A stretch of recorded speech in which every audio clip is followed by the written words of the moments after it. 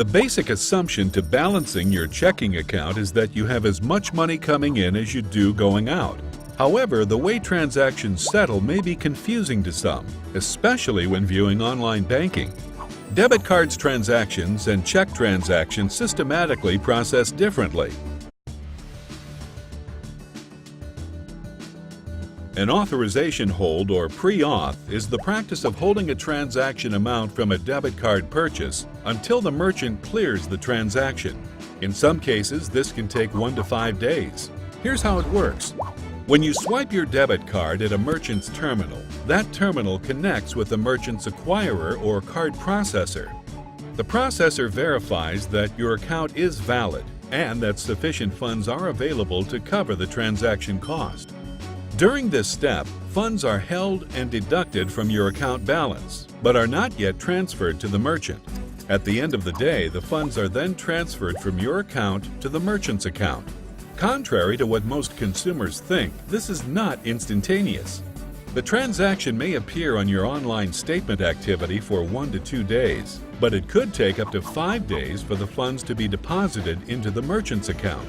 So, if you have a $100 balance and you use your debit card to make a $30 purchase, then your available balance decreases to $70 as a hold on the $30 is enacted. This is because you've given the merchant authorization to hold the purchasing amount by swiping your card through their terminal. But wait, sometimes I see a double transaction when I view my online banking register. On occasion, due to an error, a merchant may attempt to authorize a card twice, creating a double hold on your account. This often happens when a processor requires a zip code. Gas pumps often impose a double hold, one for a standard amount and another for the amount of the purchase.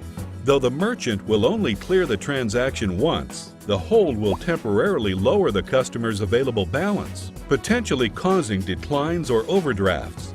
How can you stop this from happening? You can't. Extraco nor you have any control over when this occurs. You may want to look at a different form of payment, such as cash, if your account is at risk of being overdrawn. Check clearing practices can slightly vary from bank to bank. The choice on what gets processed first, second, third is facilitated from a systematic level. At Extraco, we process deposits and withdrawals in the following order.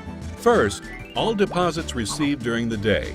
Second, all debit card purchases, ATM withdrawals, and online banking payments, first by date and then by time. And third, all check and other ACH transaction withdrawals, from the highest amount to the lowest amount.